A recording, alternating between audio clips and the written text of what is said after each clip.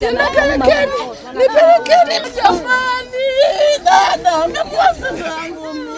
kufika hapo kwa mzee huyo nikakuta vitoto hivyo. Mbona pale kuna watu kuna nini? Nafika hapa nimeangukia hapo mpaka hivyo. Nakuta bibi yake analia akasema muone mjukuu wako tuliokuwa tunamsema ameshakufa, ndo nikarudi kuwaita majirani. Tulipoenda darasani saa 4 sijamuona. Nikaamua ngoja tu nikae darasani, nikakaa darasani. Kengele ilipogongwa nikakaa, tukaandika somo moja. Nikarudi. Mimi na saa nikawa nimemwacha pale.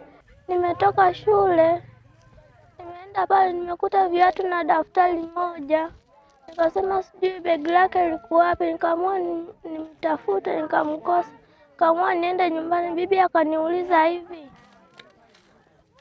yuko wapi? Nikamwambia sijui. Mimi nimekuta tu viatu na daftari moja. Akasema tukamtafute. Bibi akapita huko kwenye mawe, mimi nikapita huku. Ndio kuja kuangalia kwenye shimo yuni. Sisi kama wananchi wa kata ya Malolo tumesikitishwa kwa kitendo ambacho kimetokea kwa siku ya leo, cha kuona mtoto mdogo kama huyu anafanyiwa vitendo vya ukatili. Ni vitendo ambavyo havikustahili kutendewa kwa mtoto mdogo kama huyu. Hivyo basi, kama wananchi wa kata ya Malolo tulikuwa tunaiomba serikali iliangalie jambo hili kwa upana zaidi, lakini pia hata hawa walioshiriki kufanya vitendo vya ukatili dhidi ya mtoto huyu wafuatiliwe na wakamatwe. Ni vitendo ambavyo vinasikitisha, kwa sababu itatubidi tuache kazi, tufanye kazi ya kuwa tunawapeleka watoto mashuleni na kuwafuata. Tutafanya kazi zetu saa ngapi za kuwatafutia riziki zao, na tutafanya kazi zetu saa ngapi za kutafuta riziki za kila siku. Usingesama. Inawezekana kama kina sura mbili. Aidha ni katika namna tu ya kubaka kwa sababu mtu amefikiria kubaka tu. Aidha ni namna ya kubaka kwa sababu ya imani za ushirikina.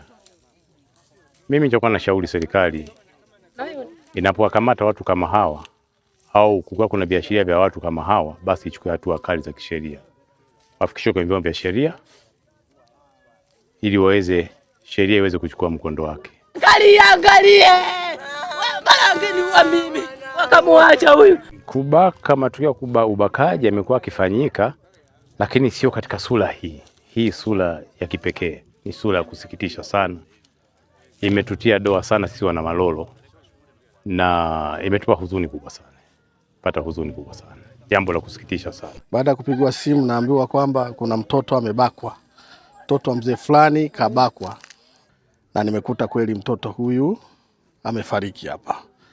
Lakini siwezi kusema moja kwa moja kwamba kwa watu wanavyosema kwamba amebakwa, kwa sababu hii sio kazi yetu. Hatuwezi kujua kwamba huyu mtoto kabakwa au kafanyaje, kanigwa, hatujui. Ila tumemkuta amekufa.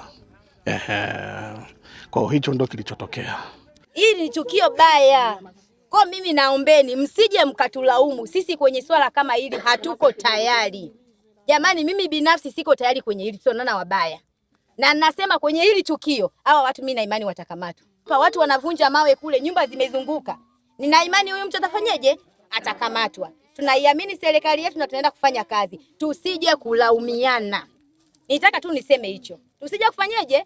Kulaumiana. Sisi tuko pamoja na wananchi na tutafanya kazi kuhakikisha haya matendo ya ukatili Malolo yanakoma, yamekuwa sugu.